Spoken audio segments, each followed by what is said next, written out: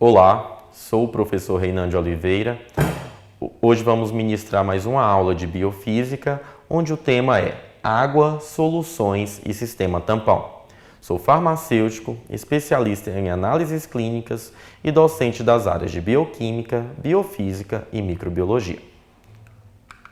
Bem, quando nós falamos em água, nós podemos determinar várias estruturas a ela agrupada. Mas a água, basicamente, a qual nós estamos falando, nós podemos caracterizar quimicamente como hidróxido de hidrogênio, monóxido de hidrogênio ou ainda protóxido de hidrogênio.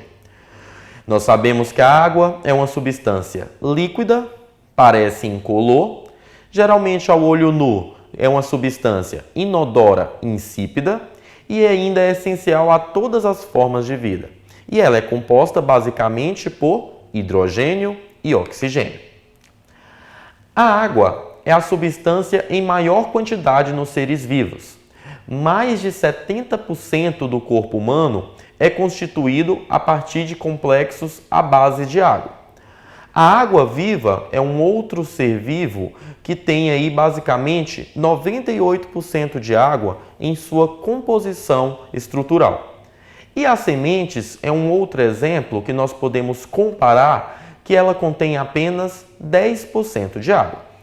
Então nós temos alguns seres vivos que vivem a partir de grande quantidade de água, como nós seres humanos e a água viva, e nós temos alguns seres vivos que vivem com a presença de pouca quantidade de água, como por exemplo as sementes.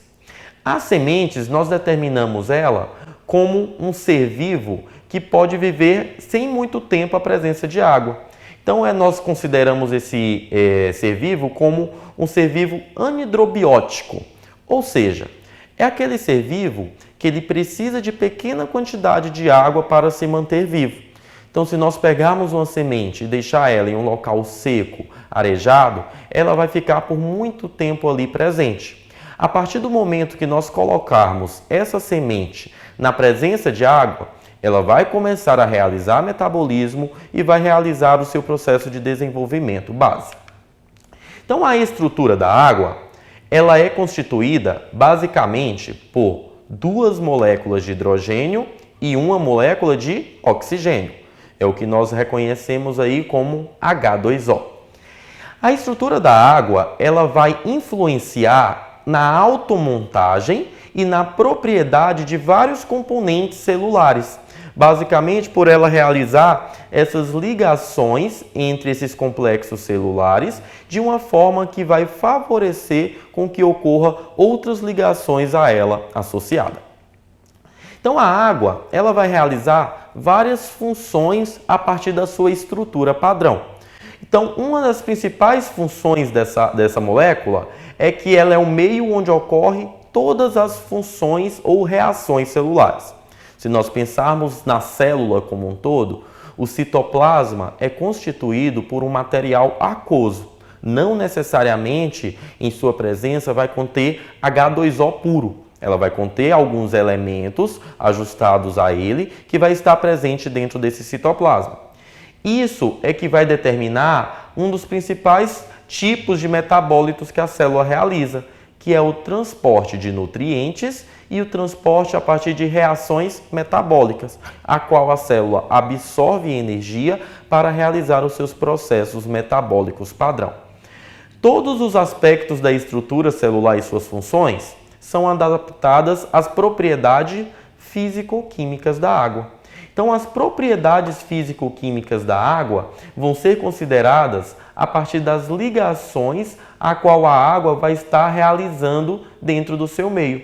Então, a água ela pode realizar pontes de hidrogênio com outras moléculas de água, favorecendo com que aconteça alguns processos celulares que nós vamos estar vendo um pouco mais à frente. Para vocês entenderem melhor, quando nós falamos ali atrás sobre água pura, nós estamos falando basicamente de H2O. A molécula de H2O é basicamente a água destilada que nós conhecemos de laboratório. Essa molécula nós não encontramos no dia a dia facilmente. Toda a água que nós encontramos aí em substâncias, em outros processos celulares, eles contêm alguns outros íons que estão associados a eles. E esses íons é que vão determinar e diferenciar dentro das unidades celulares. Então a água, ela é uma molécula polar, ou seja, ela contém uma molécula com carga positiva e uma molécula com carga negativa.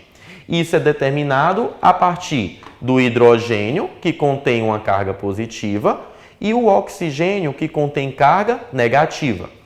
Por ele ter o hidrogênio com carga positiva e o oxigênio com carga negativa, eles estão interligados a partir de uma ligação covalente. Essa ligação covalente e essa molécula de água, a partir da sua forma em que está estruturada, favorece com que a molécula de água ela se ligue a uma outra molécula de água a partir do polo negativo dela. Ou seja, esse hidrogênio livre que está presente aqui, ele pode se ligar ao oxigênio de forma negativa de uma outra molécula de água. Então, a molécula de água ela pode se ligar em até mais 4 novas moléculas, e essas ligações entre moléculas é o que nós chamamos de pontes de hidrogênio. Então, as pontes de hidrogênio, elas vão estar ocorrendo sempre em um íon positivo de uma unidade com um íon negativo de outra unidade. Então, aqui nós temos como exemplo várias moléculas de água que estão associadas entre si. Mas isso também pode ocorrer com a molécula de água e um outro elemento qualquer, desde que esse elemento ele possua carga. Essa carga tem que ser, no caso, negativa, para estar ligando com o hidrogênio da carga positiva da molécula em que nós estamos estudando. Uma outra unidade muito importante e que tem uma função que está sendo aplicada a partir da molécula de água é que ela é o solvente universal. Ou seja, ela dissolve facilmente a maioria das biomoléculas que são compostos carregados eletricamente ou polares, devido à sua característica dipolar. Então, como nós vimos, a água ela contém uma estrutura de carga positiva e uma estrutura de carga negativa. Devido a ela ter esse processo de polaridade aplicado, ela facilmente vai se ligar a outros complexos celulares, favorecendo com que ocorra essas ligações entre a água e outras moléculas. Então, para isso, existem grupamentos químicos que apresentam ou não afinidade por água. Então, nós podemos ter grupamentos polares, grupamentos apolares e eu ainda posso ter grupamentos anfipáticos. Se eu caracterizar um grupamento polar, eu vou lembrar aí da molécula de água, o álcool. Então, a água e o álcool ele é polar em relação à água. Nós falamos então que essa substância ela é uma substância hidrofílica. Hidro de água, fílica de afinidade. Então, o álcool ele possui afinidade por água, por isso favorece a sua ligação. Já se eu pegar a molécula de água e gasolina, nós sabemos que a gasolina é a base de petróleo, então ele é rico em carboidrato. O carboidrato tem carga positiva, então isso vai favorecer, vai dificultar com que ele ocorra a ligação com o hidrogênio, que também tem carga positiva. Isso vai determinar o quê? Que a água ela é hidrofóbica à gasolina. Hidro de água, novamente, fóbico de fobia, medo. Então, a gasolina, ela tem medo de afinidade por água. Então, é uma substância apolar. Além das substâncias polares e apolares, nós ainda também apresentamos as substâncias que elas são anfipáticas. Essas substâncias anfipáticas são aquelas que têm características tanto polar quanto apolar. Então, aqui eu vou citar como exemplo a molécula semelhante à da membrana plasmática. Então, aqui eu tenho a cabeça de uma molécula, que ela é uma parte hidrofílica, e a cauda dela, que ela contém uma parte hidrofóbica. Sempre que nós lembrarmos desse desenho aqui e dessa representação, nós vamos lembrar da membrana plasmática. A membrana plasmática, então, ela é uma substância anfipática. Por quê? Ela tem a característica polar, que no caso são os fosfatos que vão estar associados na cabeça da membrana, e eu ainda vou ter uma característica apolar, que no caso vai ser o lipídio, que vai estar ligado a esse grupamento fosfato e vão estar dando características de permeabilidade da membrana. Então, a membrana plasmática, ela é uma substância anfipática por caracterizar esse processo. Um outro elemento que é utilizado no dia a dia, que também possui uma característica anfipática, são, no caso, os detergentes. Os detergentes, ele contém em sua composição substâncias de complexo com carga positiva e de carga negativa, que vão favorecer e tornar essa substância anfipática. Por isso, facilmente ele consegue repelir ou eliminar substâncias oleosas, por exemplo, ao lavar uma panela. Então, isso é determinado a partir das cargas elétricas que estão associadas a essa substância. Dentro desses processos celulares, nós ainda temos as funções da água agrupadas à interação com solutos. Isso ocorre porque a água é um líquido polar. Então, nós vimos aí que a água ela é uma substância que ela contém a característica de ter carga positiva e ter carga negativa. Devido a essa característica, ele pode se ligar a outros íons e também pode favorecer com que ocorra alguns outros complexos celulares. Então, por exemplo, a água, devido a possuir esses elementos com carga positiva e carga negativa, ela pode dissolver compostos iônicos. Então, se eu pegar a molécula de água e misturar ela com sal, eu vou ter o quê? Um processo onde eu vou ter uma dissociação de elementos de carga elétrica. Essa dissociação de elementos vão formar íons com carga positiva e íons com carga negativa. Então, o H2O ele vai formar o íon H+, mais OH-, e o cloreto de sódio ele vai formar o íon Na positivo ou o Cl negativo, ou seja, o cloreto e o sódio que vão estar agrupados. Então, o cloro ele tem carga negativa e o sódio tem carga positiva. Então, a partir do momento que você tem duas moléculas com essa capacidade de polaridade, ou seja, essas moléculas contêm íons com cargas positivas e íons com cargas negativas, eles podem se dissociarem entre si e favorecer com que isso ocorra um processo de compostos iônicos. Esses compostos orgânicos polares, como por exemplo os açúcares, os álcools, o aldeído, cetonas e ácidos, eles podem também formar pontes de hidrogênio a partir do grupo hidroxila ou do grupo carbonila em que estão presentes. Vai depender a qual substância ele vai estar elementada, ou no caso, a qual substância ele está agrupada para favorecer a partir da sua determinada função.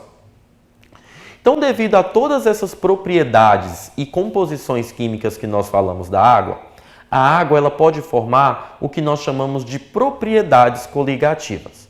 Essas propriedades coligativas é quando a concentração da água é menor nas soluções que na água pura. Ou seja, é quando o efeito dos solutos possuem a mesma base.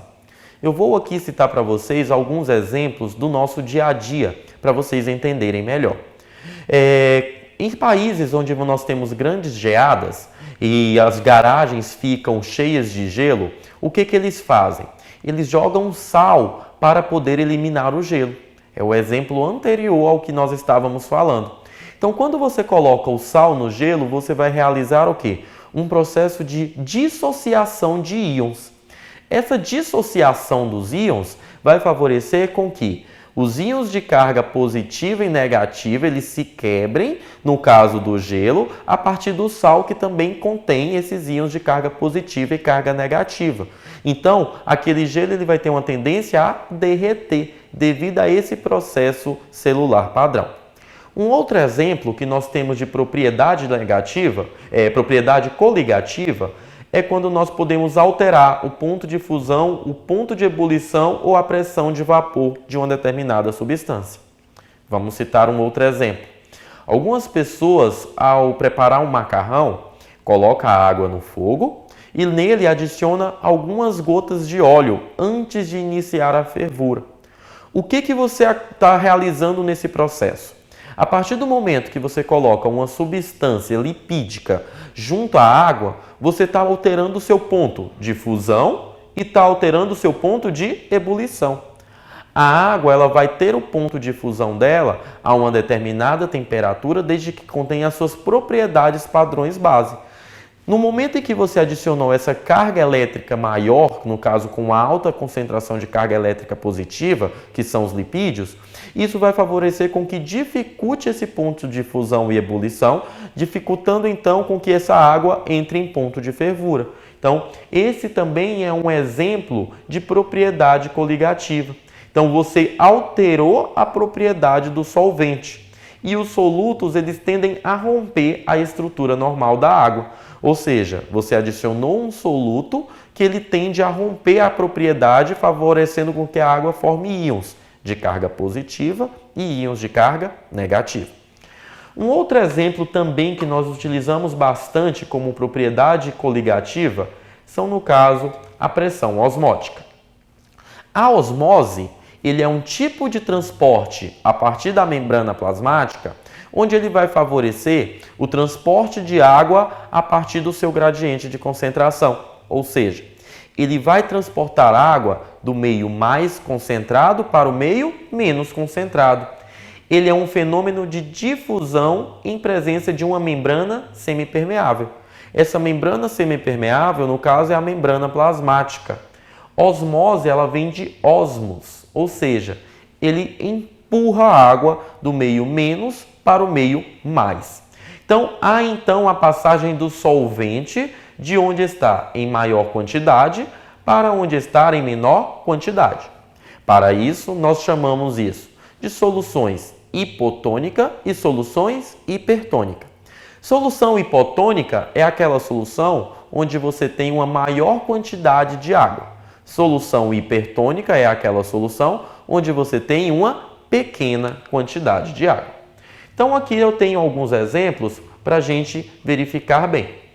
Então, nesse exemplo aqui, eu tenho uma membrana plasmática, tenho ainda o interior da célula e o exterior da célula. Vocês podem perceber que, nesse caso aqui da solução hipertônica, o meu exterior da célula contém uma maior quantidade de águas do que o interior da célula. A osmose, então, vai fazer o quê? Ela vai fazer com que essa água seja transportada do exterior da célula para o interior da célula. Na solução hipotônica, é ao contrário. Nós percebemos que o interior da célula contém uma maior quantidade de água do que no exterior da célula. Então, a osmose ela vai favorecer com que ocorra o transporte de água do meio intracelular para o meio extracelular. O ideal é que as células vivam em solução isotônica. O que quer dizer a solução isotônica? É quando ela contém a mesma quantidade de solventes ou também a quantidade de solutos, quando é o caso, dentro e fora da célula. Então, o meio intracelular e o meio extracelular, eles encontram-se iguais. Então, o processo da membrana plasmática não precisa ocorrer, porque as soluções elas se encontram padrões.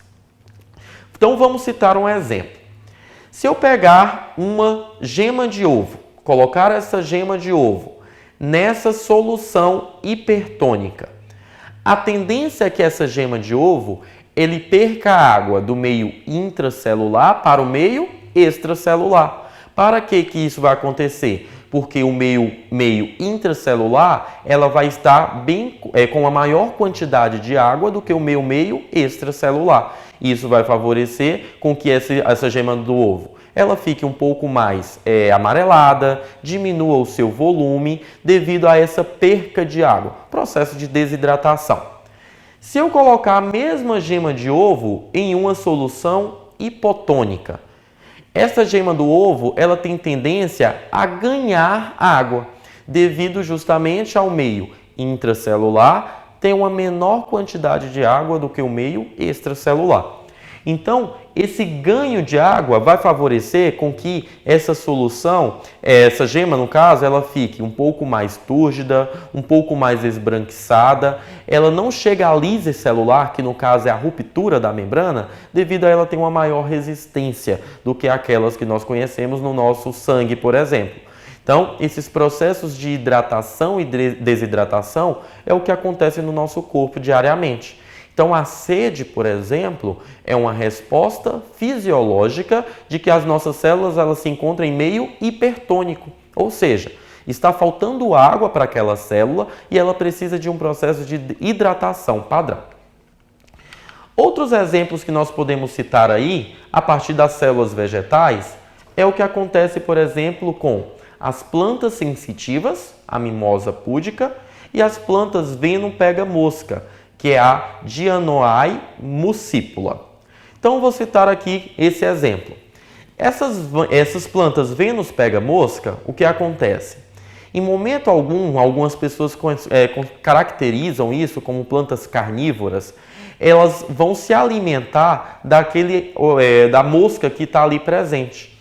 Ela, na realidade, a partir do momento em que a mosca está lá presente, ela vai fechar o seu material e vai retirar todos os elementos necessários, principalmente a água. Então, aqui ela está realizando um processo de osmose. Então, ela retira a água do meio mais concentrado, que no caso é a mosca, para o meio menos concentrado, que no caso é a planta. O mesmo processo ocorre com as plantas sensitivas. A partir do momento que nós passarmos a mão nessa planta sensitiva, essa planta ela vai perder água. Então, por isso que ocorrem os seus fechamentos temporários. Porque a partir do momento que ela absorve a água novamente no processo de hidratação, ela vai se abrir. Então, são dois exemplos que ocorrem também em elementos vegetais a partir do processo de osmose. O processo de osmose, então, é um tipo de transporte passivo. É um tipo de transporte que ele não tem um gasto de energia necessário. Já esse outro transporte que nós vamos ver agora é o transporte do tipo ativo. Então, o transporte do tipo ativo é aquele em que há um gasto energético. Ele pode ser dividido em duas fases: transporte ativo primário e transporte ativo secundário. O transporte ativo primário é aquele tipo de transporte que ele gasta energia diretamente. Essa energia ela precisa estar num banco de energia a qual geralmente os seres humanos possuem e a energia gasta de uma forma direta, geralmente energia na forma de ATP. Um exemplo dessa daqui é a bomba de sódio e potássio. Já o transporte do tipo secundário, ele utiliza a energia produzida secundariamente indiretamente. Esse tipo de aqui, ele pode ser do tipo a partir de cotransporte ou também a partir de contratransportes. Então, ele utiliza uma energia secundária, além disso, utiliza facilitadores para que isso ocorra. Lembrando que para um transporte passivo acontecer, é necessário que tenha tido um transporte ativo. Então, aqui eu coloquei um exemplo da bomba de sódio e potássio. A bomba de sódio e potássio, ela vai realizar um processo celular onde geralmente nós temos uma maior quantidade de sódio no meio extracelular do que no meio intracelular. A partir do momento que nós temos um potencial de ação, esse potencial de ação ele vai fazer com que a cada 2 potássios que atravessem a membrana, 3 sódios também atravessem. Então, 2 potássios vão para o meio extracelular e 3 sódios vão para o meio intracelular. Essa travessia de membranas, ele vai acontecer para quê? Porque a partir do momento que eu subo uma quantidade de potássio, desço uma quantidade de sódio, pode haver um processo de desregulação dos meus complexos celulares. A bomba de sódio e potássio, ela controla grande parte de processos de permeabilidade da célula. Ele faz um controle do pH, controles hidrelétricos e controles também hidrolíticos a partir desse complexo celular. Então ele é um transporte do tipo ativo, ele vai gastar energia a partir do seu potencial de ação. Nesse caso aqui nós estamos citando como exemplo o impulso nervoso. Então o impulso nervoso, nós temos o neurônio, ele teve a sua excitação, liberou o potencial de ação, é nesse potencial de ação que vai haver a energia gasta, e então ele faz o processo de transporte entre a membrana plasmática. E com isso, nós damos continuidade aí falando um pouco sobre o pH. Quando nós falamos em pH, nós estamos falando do potencial hidrogeniônico. O que quer dizer esse potencial? É aquele que vai determinar a quantidade de hidrogênios livres em uma determinada solução. Essa quantidade de hidrogênios livres é o que vai medir a acidez ou a basicidade de uma solução. Quanto maior a concentração de hidrogênios livres em uma solução, maior será a acidez dela. A partir da molécula de água que nós estávamos verificando lá atrás, é que começou a determinar essa concentração de íons hidrogênios em uma solução. E a partir dela é que foi determinado se uma substância ela está ácida ou se uma substância ela está básica. Para isso existe uma escala. O valor de 7, que é no caso que nós consideramos de neutro, ele é um derivado do valor absoluto da molécula de água em uma determinada temperatura e uma determinada concentração. Então a água a uma temperatura de 25 graus Celsius é que ela vai encontrar em um pH 7. Isso quer dizer o quê? Essa neutralidade da água quer dizer que a sua concentração molar de íons hidrogênios ela está regular em relação à sua acidez e à sua basicidade. Então, se eu tiver uma substância com pH 0, quer dizer que essa substância ela está 10.000 vezes mais ácida do que aquela que estava neutra. Ou seja, ela contém uma concentração molar menor do que aquela que estava sendo verificada. Se eu pegar uma solução que está com um pH de 14, ela está 10.000 vezes mais básica do que aquela substância de neutralidade. Ou quer dizer que ela contém 10.000 vezes maior concentração molar de íons H+, dentro daquela concentração a qual nós estamos abordando. Então, só para a gente relembrar um pouco, tudo isso é determinado pelos íons hidrogênios e pelos íons hidroxilas, H+ e OH-, que vão estar formando e constituindo a molécula de água. Então, o pH hidrogeniônico, ele está verificando tanto o pH em várias soluções a qual nós encontramos no nosso dia a dia. Quanto maior a solução do pH, menor é a quantidade de prótons livres e mais básica ou alcalina é a solução. Quanto menor o valor do pH, maior é a quantidade de prótons livres e mais ácida é a solução. Então nós temos aqui uma escala de pH e alguma substância que nós conhecemos. Por exemplo, grande parte das organelas presentes nas células, elas se encontram próximos ao pH neutro. Como eu falei, um dos poucos pHs neutros que nós encontramos é o da água destilada, porque quando nós estamos destilando a água, nós estamos retirando todos os íons presentes dentro daquela substância. Mas nós temos, por exemplo, o sangue. O sangue humano, ele trabalha com um pH de 7,4. Então, ele é um pH próximo do neutro, mas ele, no caso, ele é mais básico do que ácido. A lágrima humana, então, ela também é semelhante ao sangue. Um outro exemplo é o leite. O leite ele é uma substância mais ácida do que básica. Ele tem um pH ali por volta de 6,8, 6,7 e a mesma substância presente, por exemplo, na saliva, que contém o mesmo pH ali padrão. Mas vamos puxar um pouco mais aqui. O vinho tinto, ele é uma substância que contém aí um pH por volta de 4. Já é uma substância bem mais ácida do que nós estávamos falando. O suco gástrico, ele contém um pH por volta de 1. Então, ele mantém ali alguns processos metabólicos. Só para citar um exemplo, dentro do suco gástrico, nós contemos aí uma grande quantidade de micro-organismos que vivem dentro desse processo de acidez.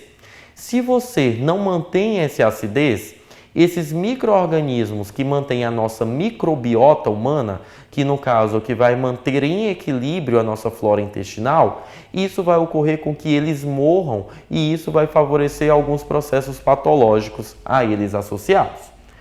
E existem outras substâncias, como a água do mar, ela é um pouco mais alcalina, o alvejante doméstico, o amoníaco doméstico.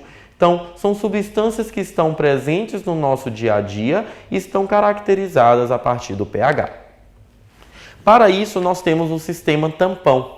O sistema tampão nada mais é do que o controle do pH que existe dentro do sistema biológico. Ele é um sistema que impede que o pH de uma solução se altere quando pequenas quantidades de ácidos ou bases são adicionadas. Então, voltando lá ao pH do sangue, que eu citei como exemplo inicial. O sangue ele tem um pH por volta de 7,4. Esse pH ele não pode se alterar drasticamente, porque senão o indivíduo pode pegar algumas doenças, que nós chamamos de doenças acidoses ou alcaloses sanguíneas. Essas doenças são caracterizadas quando o sistema bicarbonato, que é o sistema tampão do sangue, ele não vai alterar quando nós realizamos algum processo de alteração metabólica. Então, esse tipo de situação vai depender quando o sistema tampão ele está trabalhando. O que quer dizer esse sistema tampão, afinal de contas, de uma forma quimicamente falando? É quando um ácido forte se liga a uma base fraca, ou quando essa base fraca ela está conjugada a um ácido forte, ou vice-versa, um ácido fraco ligado a uma base forte. Então, são substâncias que elas contêm cargas elétricas e vão determinar esse meio de controle metabólico entre as células. A constância do pH ela é alcançada principalmente pelos tampões biológicos. Então, vou citar o outro exemplo aqui, o pH do citosol da célula. Então, o citoplasma da célula é onde ocorrem todos os processos metabólicos.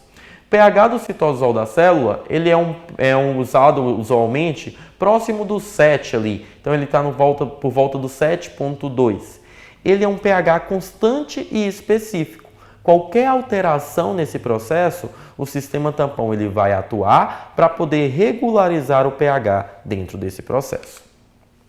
Então, o sistema tampão é quando ele vai realizar um equilíbrio delicado na acidez e alcalinidade dos fluidos nos seres vivos.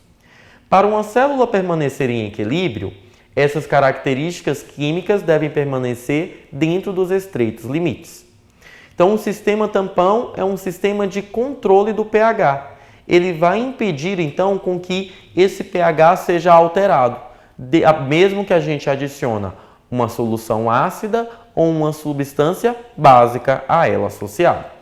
As células e os organismos mantêm um pH citosólico constante e específico, mantendo as biomoléculas no seu estado iônico ótimo. Então, foi como eu falei, geralmente o estado iônico ótimo para uma célula é aquela que está próximo do neutro, é aquela que está próximo do pH 7. Então, dentro desses processos celulares, nós temos alguns tipos de tampões que estão presentes nas células, tanto de origem animal quanto de origem vegetal. O fosfato e as proteínas são os principais tampões dos fluidos intracelulares, em consequência da presença de grupos dissociáveis contidos em resíduos de aminoácidos ácidos. Então, nós podemos citar aqui como exemplo, os principais tampões são acetato, bicarbonato, fosfato e amônia. Nós podemos perceber que ambos eles contêm carga elétrica positiva e carga elétrica negativa que vão favorecer com que ocorra essa dissociação de elementos quando necessário. Então, quando necessário, se uma substância está ácida, É porque ela contém uma alta concentração de íons H+. O tampão biológico logo deve ter o quê? Uma alta concentração de íons OH- para poder regularizar e entrar em uma determinada concentração desejada para aquela substância. O mesmo ocorre ao contrário. Se eu tenho uma substância que ela está muito alcalina ou está muito básica, é porque ela tem uma alta concentração de íons OH-. Se eu tenho uma alta concentração de íons OH-, a minha substância tampão ela vai ter que ter uma grande quantidade de íons H+, para poder realizar esse transporte e manter a solução constante. Dentro dessas principais substâncias do sistema tampão do corpo humano, nós temos aí o sistema tampão fosfato e o sistema tampão bicarbonato. O sistema tampão fosfato é aquele que controla o pH do citoplasma nas células. É ele que vai manter o citosol da célula com pH por volta de 7,2, como nós falamos lá atrás. Já o sistema tampão bicarbonato é aquele que vai controlar o sangue. Então, ele vai ter que manter o sangue em uma escala entre os 7,4. Porém, o sangue, como ser um dos principais elementos corporais do corpo humano, a sua escala de equilíbrio é muito pequena. Então, se essa substância falhar, ele não vai conseguir controlar o pH do sangue. Então, ele vai precisar manter esse pH em uma solução entre 7,35 ou 7,45. Então, a caracterização presente entre eles é muito pequena. Se o meu indivíduo tiver o sangue com mais de 7,45 dentro da sua escala, esse indivíduo pode ter o que nós chamamos de alcalose, que são substâncias caracterizadas pela alta concentração de íons OH-. Mas se esse pH ele reduzir menor que 7,35, o meu indivíduo pode ter uma acidose. E todos esses processos, dependendo da sua queda do pH, pode provocar o que nós chamamos de morte celular, que nada mais é do que o processo metabólico ele diminui ou cessa devido a esses processos metabólicos. Então, por hoje é isso. Muito obrigado.